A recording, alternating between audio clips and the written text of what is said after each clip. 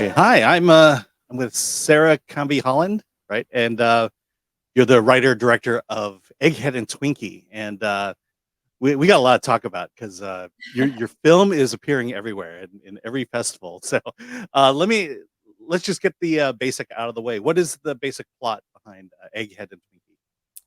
Right. So the basic plot of Egghead and Twinkie is following these two teenage best friends named Egghead and Twinkie as they road trip across the country to meet a lesbian Instagrammer in person for the very first time.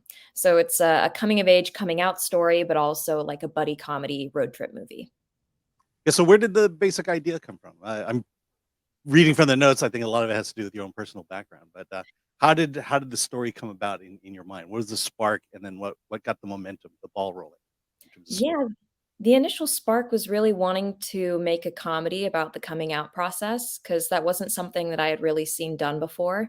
And I don't know, I think that there can be a lot of power in being able to laugh at scary things, and coming out can be really scary. So that's really where it started, was wanting to find the heart and humor in that situation. Mhm.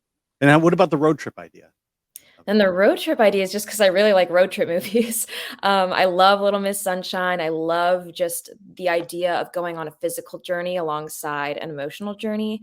And I was very familiar with the route between Florida and Texas because I was going to film school in Florida, but I'm from Texas. So I was really used to kind of driving between those two states, and that's where the movie is set. Mhm. So you knew exactly where to stop and where to Exactly, yeah, and I the knew what the point. vegetation looked like. I was like, "I know we can nail this." All right, so let's just talk. So this is your first film or your It first? is, yeah, my debut feature.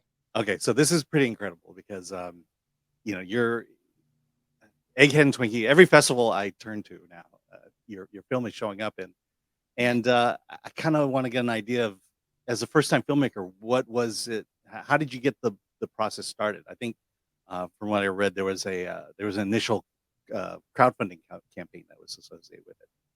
Yes, yeah, it's been a long journey getting to this point. I think uh, we started with a proof of concept short film that came first, that was released in 2019. And then we used the short film to raise money and get a crew together to do the feature.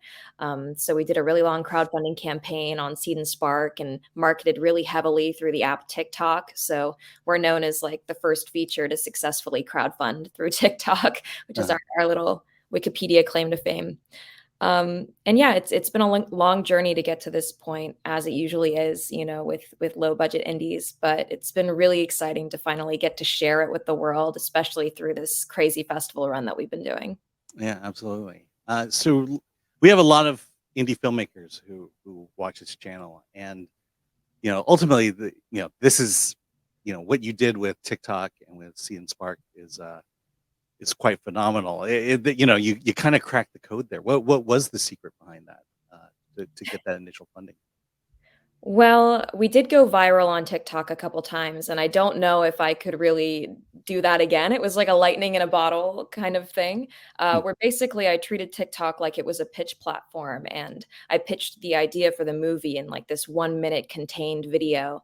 And that went viral, and that got a lot of eyes on the project, which then we were able to successfully shift over to our crowdfunding campaign. And I guess tips I would give to indie filmmakers would be, when you're launching a crowdfunding campaign, is to do all of the prep leading up to it, because we had all sorts of events happening through our 30-day campaign. We had live streams, we had giveaways, we had private Zooms with the cast, we had all sorts of stuff going on. And I really think that that helped carry the Yeah. momentum over from TikTok. So it was more than just starting the campaign and then sitting back and watching the results happen. You had to Oh, be yeah. proactive during it. And do you? I mean, I have to believe that it was the story idea that drew people to it versus the typical TikTok presentation. Oh, Did you totally. feel like that? Yeah, yeah, yeah. I think story was really at the center of it, and also representation, because we were pitching a story that people hadn't really seen before. Because, our movie being a low budget, it doesn't have any real names in it. Nobody's heard of me. So it was the idea of the story and the characters that I think people really fell in love with, especially the fact that it is a more uplifting LGBT story and centered around an Asian American queer protagonist, I think was something that resonated with a lot of people. Yeah, and I think you're right there. I've certainly watched my fair share of LGBT stories, and vast majority of them are coming out stories, and a lot of times the coming out story is very dark and depressing. And I think I do appreciate the fact that you took a more uplifting, more positive tone with it, while still even playing with some of the conflicts that come, especially when a daughter comes out to very conservative parents. You know was that always the kind of the tone of it, and is that your background as well, kind of this light comedy? Yeah, the tone of it, I always wanted to do a comedy from the outset, but I also didn't wanna diminish, the struggle of coming out Mm, either, because it's not all peachy keen for Twinkie, and it usually isn't. It takes, some getting used to for the people in your life, your parents, your family, your friends. So that was something that I wanted to show was the hardship of it, but in kind of this funny, sarcastic humor, sort of way. yeah. And so tell me about your cast. How did you are these people you knew already, or were you kind of going the traditional? Yeah, I guess maybe that's the ultimate question is, as an indie project, was this something that you built from the ground up, or did you have kind of a support staff behind you, especially in terms of cast? Right, right. It's like, how did I find these people? Um, so because we did the proof of concept short that came first, that was where I found our Egghead and our Twinkie. Louis Tomeo plays Egghead and Sabrina Giaffa plays Twinkie. So that was honestly great because it was like doing a really professional chemistry read through filming the short. I really got to see what they were like together, what their dynamic was like, whether it worked on screen. And when I saw the short, I was like, oh, this is a no brainer to bring them back for the feature. Yeah. So already we kind of had the heart of the film in place when I was writing the feature, thanks to the fact that they were in the short. Mhm. But then everyone else, it was definitely a search to find, the rest of our supporting cast. Yeah. I mean, I have to say, for a first time feature, I think preparation is kind of the key, the foundation behind the film, because you know it, it flows very well. I think you do, the limitations of your budget do come in play at times, but in terms of having a solid story, um, you really carried it all the way through, and had you definitely had it in mind, not only the characters but their conflicts, their struggles along the way. I mean, just what was the preparation like? What, I guess you had the script in terms of did you hand it out to people? Did you get a lot of comments and things like that, or how did you succeed so well in creating a good foundation for the production overall? Thank you. Yeah, this was my first feature script that I had ever written. I'd only written shorts and I'd written a few one-act plays leading up to this, but never a feature. So yeah, there was definitely an intensive revision process, but we were also on a really demanding timeline because we were in a really lucky position where we had secured a production grant before the script was even written, and the rules of the grant was like you have to make this movie within 2 years. So I was like, oh shoot, now I got to write this script like today. So there was no time. I really had to act on my instincts for a lot of things. But I think outlining was a really big part of that process because I knew I didn't have the time to do 100 drafts. I had maybe time to do 8 drafts. So that meant that the outlining and preparation process before I even started writing the script was really crucial. Yeah. And then speaking of your two leads, was there? I would imagine. I mean, how was there a collaboration process there? Was there improvisation on set? How did you brought them in early, so it sounds like that you may have been also writing for them as well. Yes, I was definitely writing for them, which was honestly super helpful for me to write the lines and then hear it in their voice, especially when writing jokes, because I kind of had a feel for both of their senses of humor. So I was like, oh, this line, Lewis would kill it. So it was really helpful in that sense. Regarding improv, I don't think there was all that much improv on set, and not because the two of them are brilliant, but just because the script was written in a way where a lot of the lines are even tied in with like transitions, and a lot of it is really pre-planned, kind of Mhm. down to a T.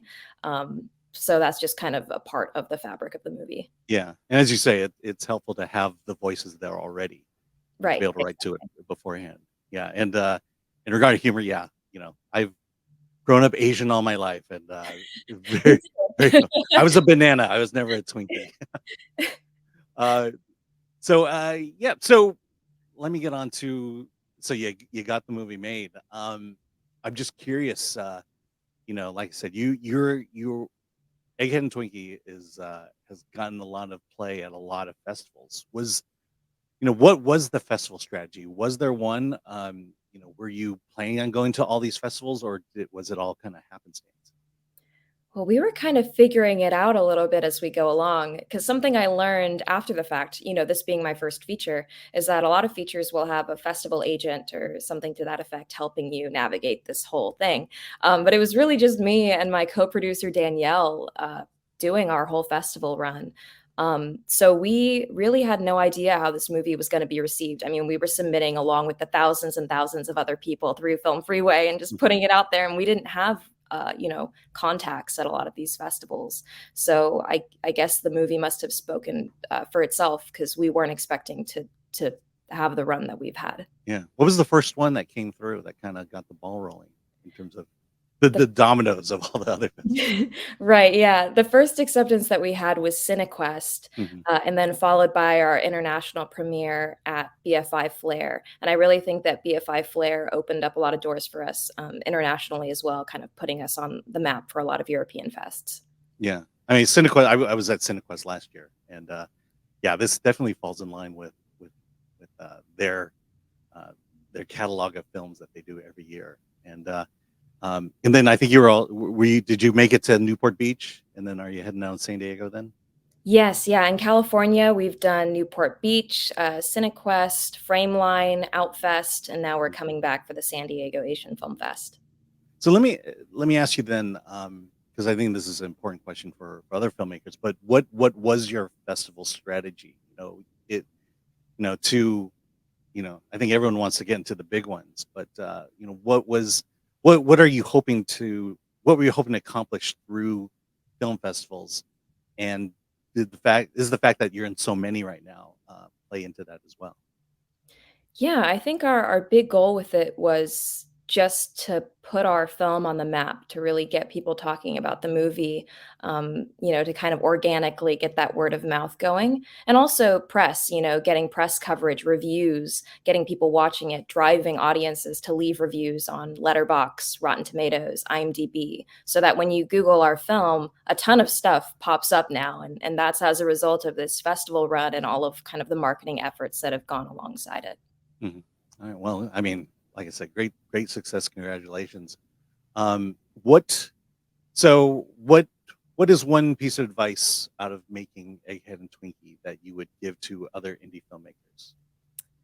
Just one piece of advice. I feel like I Well, learned so what's the biggest lesson you learned making Egghead and Twinkie that you could pass on to other people?